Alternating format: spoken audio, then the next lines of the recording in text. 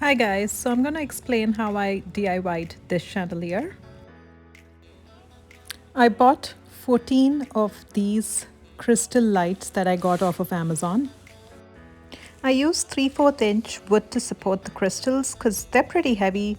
They're about close to 4 pounds, about 3.74 pounds. What I'm doing here is leaving space on the sides so that I can attach a piece of wood. So it creates a gap between the ceiling and this wood base, so it gives me enough room to wire the crystals.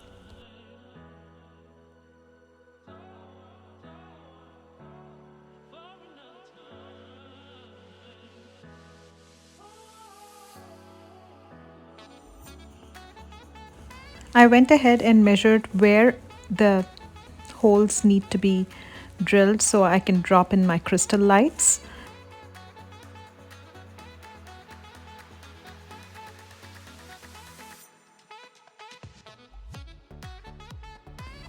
These measurements were pretty simple.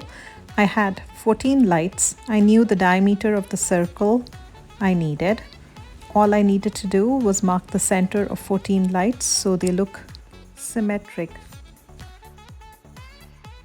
So I marked the center of where all the 14 lights have to go. And I'm using my Fastener's bit again. Do you remember this bit? I used it even for the doors, to convert the doors. It's the same bit. This is going to cut circles so that I can drop my light, the light connection through that hole.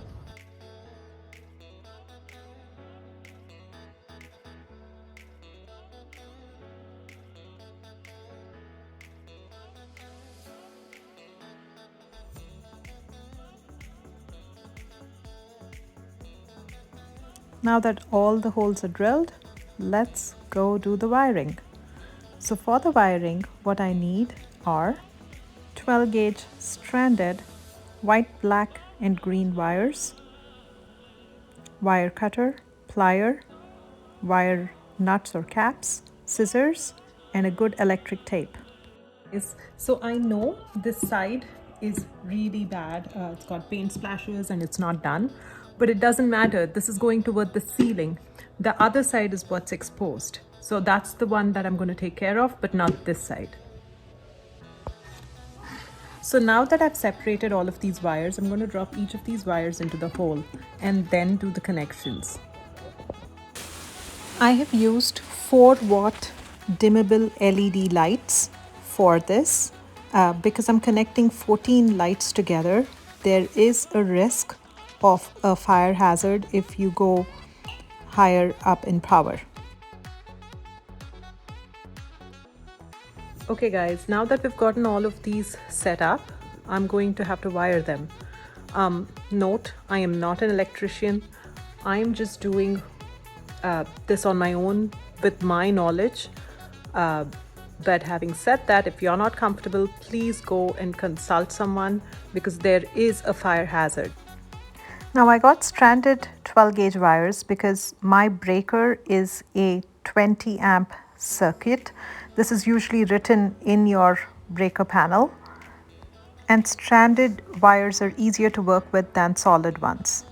Electric pigtail is when you take a group of wires and you clump them together and you have one long wire coming off of it. A pro tip here is to connect all the wires and using a plier, twist them clockwise even before you cap them. So I'm connecting all the whites together, the blacks together, and the grounds together here. Now I'm connecting all the whites to the white of my stranded wire, the blacks to the black of my stranded wire, and the ground to the ground of my stranded wire.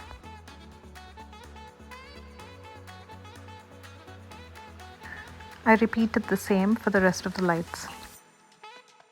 Okay guys, so what I have here is 4 of these cables because I've connected a few lights in each of them.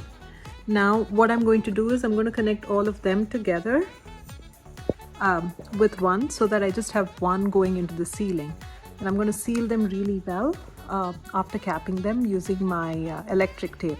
That's what I've done even previously, but I never mentioned it before, so I just remembered now and I'm telling you.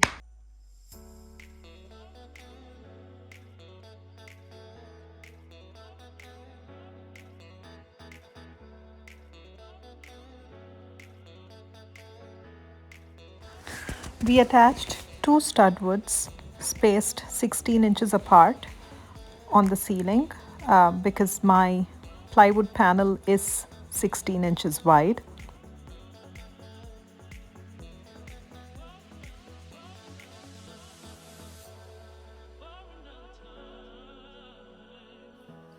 So we've attached these two panels to the stud, and what's going to come outside is this panel.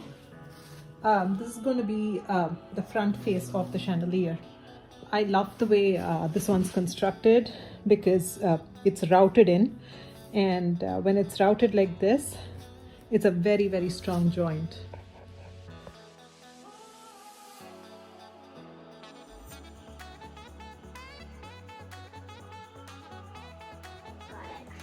Yeah, so usually Chandelier Heights above the island is about 30 to 35 or 36 inches. We want to keep it about 30 inches, and that means I have to make sure that the wires are about 36 inches. So I placed it on my bar stools and they're perfect now. If they touch the ground, that means they're 36 inches.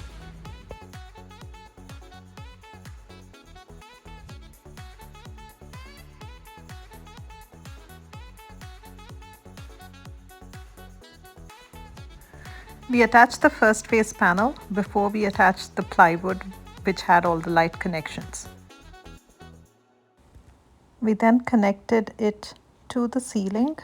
The white goes to the white in the ceiling, the black goes to the black in the ceiling, and the ground goes to the ground in the ceiling. And then attach the other panel.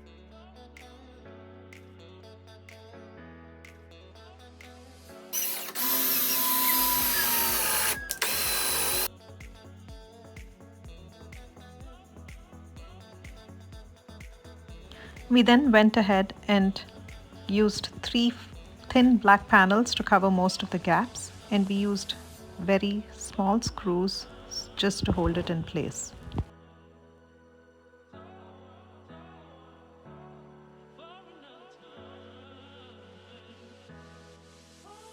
Finally, I made sure I was wearing gloves as I wanted the crystal to maintain their shine.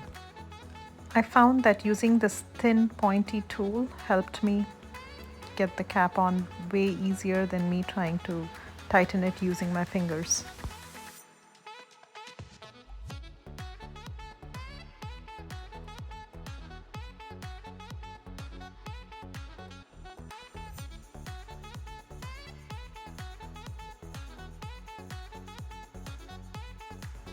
If you like this video, please don't forget to give the thumbs up button and subscribe to my channel. Also, if you want to see my entire kitchen renovation, please do follow me on Instagram.